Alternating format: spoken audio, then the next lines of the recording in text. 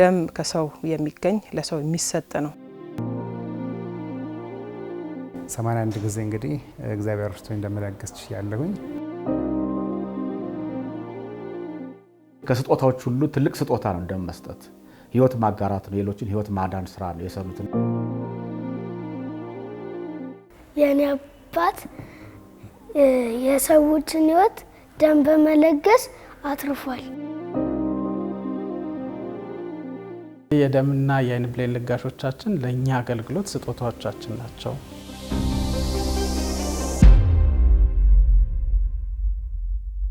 ደም በሰውነታችን ውስጥ በየ3 ወሩ የሚወገድና የሚታደስ ንጥረ ነገር ነው ደም ለሰው ልጅ ህይወት መቀጠል የሚያበረክተው አስተዋጽኦም እጅግ ከፍተኛ ነው በተለያዩ ሰው ሰራሽና ከተፈጥሮ አደጋዎች ጋር ተያይዞ የደም መፍሰስ እክል ላጋጠማቸው ህሙማን ደም በነፃ ይሰጣል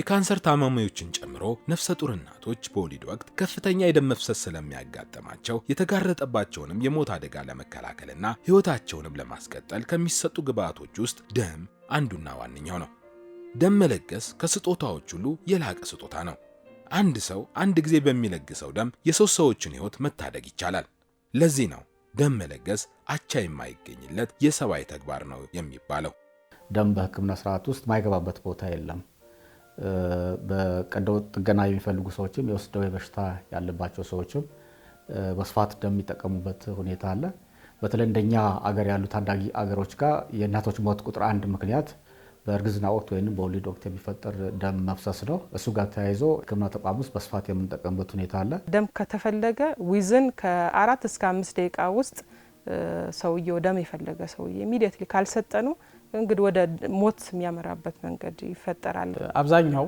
የደም ፍላጎት ለእናቶች ለህፃናት እንዲሁም ደግሞ በሮድ ትራፊክ አክሲደንት በመንገድ ላይ በሚደርስ አደጋዎች ለሚመጡ በሽተኞች የሚውል ሲሆን ቀሪው ደግሞ የተለያዩ የሆነ የደም ማነስ ችግር ላለባቸው በተላላፊ የሚሆን በተላላፊ ባልሆነ በሽታዎች በካንሰርም ሊሆን ይችላል እንዲሁም ደግሞ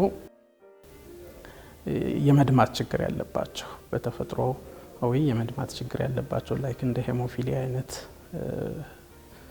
ያለባቸው ሰዎች የሚጠቀሙት ይሆናሉ 6 አመት ወር 7 አመት ላይ ይመስለኛል ድንገት እንደዚህ በጨዋታ አጋጣሚ ወድቅና ጥርሴ እንትን ይላል ይወልቃል ወር ደግሞ ይነቃነቃል ደን በዛ ሰዓት በጣም ኃይለኛ ብሊዲንግ ይፈጠራል በጣም ቀን ሌት በጣም ይደማል የሆነ ያለ ይረጋና ከረጋ በኋላ ሙቀት ምናምን ሲያገኝ ኦስ ብረስት ያደረገ መልሶ ይደማልና ያው ጤና ጣቢያ ምናምን ሄዳለን ቲዮኒንም ማስታገሽ ይሰጣል ስቲል መቆም አልቻለም አዲስ አበባ ቀጣ ጥቁር አንበሳ ነው የመጣሁት በዛን ታይም ላይ 6 አመት 7 አመት አካባቢ ጥቁር አንበሳ መጥቼ ያለው ነገር ቼክ ሲደረግ ሄሞፊሊያ ይባላል ወይም ደግሞ የደም መድማት ችግር ነው ደም ታይፑ ይለይና ከዛ ይዛን ታይም ላይ ፋክተር ስላልነበር ደም ታይፑ ይለይና በሚደማበት ሰዓት ወይ ሆል ብለድ ይወስዳል ወይ ደግሞ ፕላዝማ ይወስዳል የሚባል ነገር ከሐኪሞች ሪኮመንድ ተደረገ ከዛ ደም ታይፕ ኦ ፕላስ ነው ተገኘና ከዛ በኋላ ላይ ቀጥታ ፕላዝማ ተጠቃሚ መሆን ጀመርኩ ማለት ነው ወደ 10 አመት 10 ምናምን አመት እንችላለን የፕላዝማ ተጠቃሚ ሆኜ ማለት ነው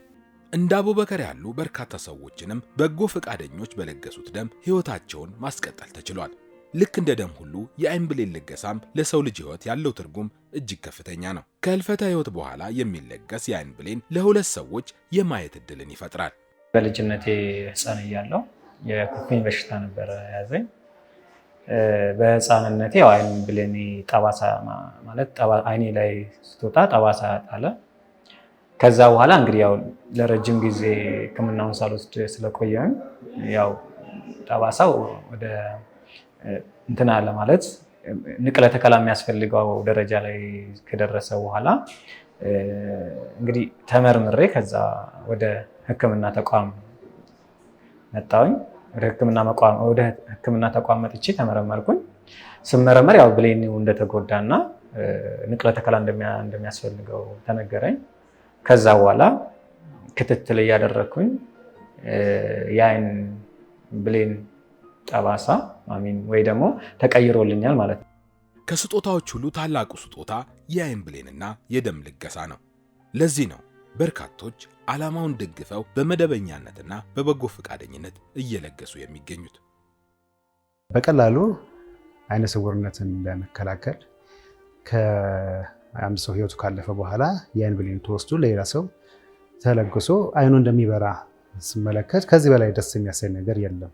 ሰው እስካለበት ያያል፣ ካለፈ በኋላ አፈር ነው። ያ የሚበሰብስ ገላ ሄዶ የሰዎችን ህይወት ምንድነው የሰዎችን አይን ብሌን ተተክሎላቸው ማየት ከቻሉ በጣም ደስ የሚያሰኝ ነገር ነውና ስለዚህ ህይወት እያለኝ በህይወት መወሰን በምችልበት ሰዓት ላይ ወስኛለሁ። እስካለሁበታለሁ ካለፍኩ በኋላ የአይን ብሌኔን ፕሮሚስ አድርጌያለሁ። ደም ለመለገስ ፈጣሪ የሰጠን ደም አለ። ሰዎች አንድ ሰው 5 ከ6 ሊትር ደም ይኖራል ተብሎ ይጠበቃል። እዛ ውስጥ አሳልፈን የምንሰጠው ምሪንዳ ጠርሙስ ምታክል 350 ሚሊ ሊትር ወይንም ትንሽ ከፍ ምትል 450 ሚሊ ሊትር ደም ነው የሚሰጠው።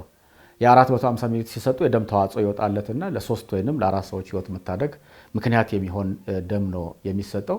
ያው ደም የለገስኩት ለ81ኛ ጊዜ ነው። 81 ጊዜ እንግዲህ እግዚአብሔር እርቶኝ እንደምለገስ ያለሁኝ። እግዚአብሔር ደግሞ እድሜና ጤናን ከሰጠኝ ከዚህ በኋላም እድሜና ጤና እስከሰጠኝ ድረስ እድሜ እስከፈቀደ ድረስ ለመለገስ ቃል እገባለሁ። የኢትዮጵያ ደምና ህብረ ሕዋስ አገልግሎት ዜጎች ደም እንዲለግሱ የሚለገሱ የአይን ብሌኖችና የደም ተዋጽኦዎች ጥራታቸውን ጠብቀው ለተጠቃሚዎች እንዲደርሱ በትኩረት እየሰራ ይገኛል። የኢትዮጵያ ደምና ህብረ ሕዋስ ባንክ እንደ ሀገር ወደ 750 ለሚጠጉ የፋሲሊቲዎች ወይም የጤና ተቋማት የደም እና ደም ተዋጽኦዎችን ያደርሳል። ይህንን ወደ አዲስ አበባ ብቻ ስናመጣው ወደ 150 አካባቢ የግልና የመንግስታዊ ተቋማት እነዚህ ደምና የደም ተዋጽኦዎች ይደርሳሉ ማለት ነው። ዘመን አፈራሽ የሆኑ በርካታ ማሽኖቹን በዘመናዊ መልክ እያደራጀን ያለ ነው። እንዲሁም ደግሞ አጠቃላይ ስራችንን ኢንተርናሽናል አክሬዲቴድ ከመሆን አኳያ የዛሬ ወደ 4 ዓመት ገደማ አካባቢ በኤፍኤስቢቲ ወይም ደግሞ አፍሪካን ብለድ ሶሳይቲ አክሬዲቴድ ሌቭል 2 አክሬዲቴድ ነበርን ቀደም ብሎ። ነገር ግን አሁንም ያንን ወደ ሌቭል 3 ለማሳደግ የተለያዩ እንቅስቃሴዎች እየተደረጉ ነው ያሉት።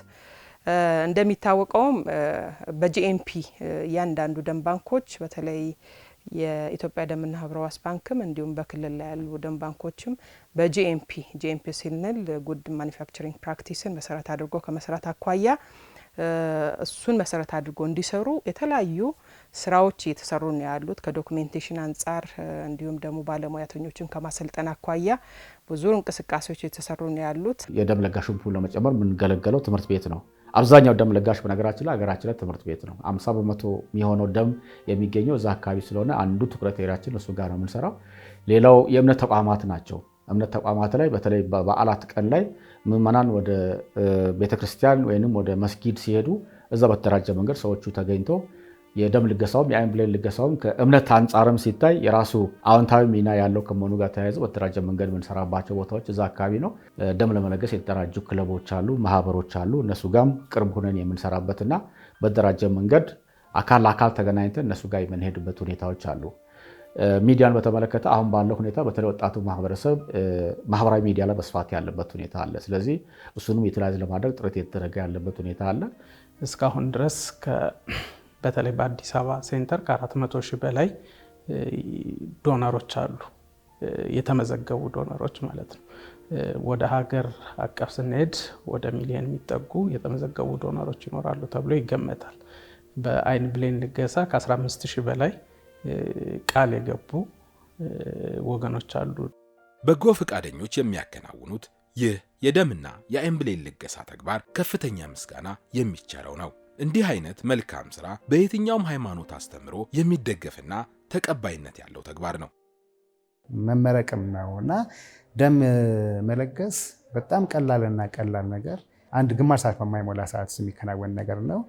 ደም በመለገስ የሚመጣ ምንም አይነት የጤና ችግር የለም። ስለዚህ ደም በመለገስ የወገንን ህይወት ማትረፍ ነውና ለኔ ቢሆንልኝ ብዬ የምለውን ነገር ለሌሎች ማድረግ ደግሞ በጣም ትልቅነት ነውና ደም በመለገስ ምንም አይነት ጉዳት ስለሌለው ደም በመለገስ የሰዎችን ህይወት እናትርፍ እላለሁ። ከልጅነት ጀምሮ ስቲል ነው ድረስ ደም ባንክ ከሚለገሰው ደም እሱ አጣርቶ ከሚያወጣው ፕላዝማ ነው እኔ መድኃኒት እያገኘሁኝ ነገሮችን ማስቀጥለው ማለት። ስለዚህ ለደም ባንክ እኛ እዚህ ለደረስንበት ሌቭል ቁጥር 1 ተጠቃሽ ነውና ደም ባንክ ብዙ ውለታ ውሎልናልና ለነሱም በዚህ አጋጣሚ ምስጋናችን ማቅረብ እንፈልጋለን።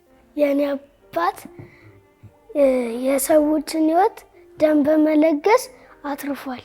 እሱ ዶክተር አይደለም፣ ግን ደም በመለገስ የሰዎችን ህይወት ያተርፋል። ልክ እንደኔ አባት ደም ለግሱ። ብዙ ሰዎች ደም ያስፈልጋቸዋል። ደምም እያጣራቸው ስለሆነ ኑና ለግሱ። ህብረተሰቡ በነቂስ የደም ለጋሽ መሆን መቻል አለበት። ደም ለጋሽ ብቻ ሳይሆን ቋሚ ደም ለጋሽ መሆን መቻል አለበት ብለን ነው የምናስበው። እንዲሁም ደግሞ ከህልፈት በኋላ የአይን ብሌናቸውን ለመለገስ ቃል መግባት ያስፈልጋል። ምክንያቱም ምናልባትም ሰው ካለፈ በኋላ ያው አለፈ ነው፣ ነገር ግን ለሌላው ሰው ብርሃን ሆኖ ማለፍ ይችላል። በተመሳሳይ መልኩ ደግሞ በሚተካ ደም የማይተካ የሰውን ልጅ ህይወት ማዳን በጣም ትልቅ ስጦታ ነው ብለን ነው የምናስበው። የስጦታዎች ሁሉ ስጦታ ነው። እንግዲህ ይህንን ደም ልገሳ በመለገስ እስካሁን ድረስ የበርካታ ሚሊዮኖችን ህዝብ ህይወት ለታደጋችሁ በሙሉ ከፍ ያለ ምስጋናችን እናቀርባለን። በተጨማሪም ደግሞ ከመለገስም በተጨማሪ ልገሳን በማስተባበር የሚሰሩ ልገሳን እንዲመጣ በሚያስተምሩ የደም ልገሳ ባለሙያዎቻችን፣ የኢትዮጵያ ደምና ህብረተሰብ ባንክ ባለሙያዎች እንዲሁም ደግሞ በየከተማው ያሉ ተደራጅተው የሚሰሩ ወጣቶች ክለባትን ከፍ ያለ ምስጋናችን በኢትዮጵያ ደምና ህብረተሰብ ባንክና በራሴ ስም ማቅረብ ፈልጋለሁ። ስለዚህ ብርሃናችንን አንቅበር፣ ብሌናችንን እንለግስ። ማንኛውም ደግሞ እድሜው ከ18 ዓመት በላይ የሆነ ክብደቱ ከ45 ኪሎ በላይ የሆነ በአጠቃላይ ጄኔራሊ ጤነኛ የሆነ ሰው ምንም አይነት ሌላ በሽታ የሌለበት ሰው ደም መለገስ ይችላል እና ሁላችንም ደማችንን በመለገስ አንድ ጊዜ በለገስነው ደም የ3 ሰዎችን ህይወት መታደግ እንችላለን እና ይህንን ህይወት እንድንታደግ ጥሪዬን አስተላልፋለሁ።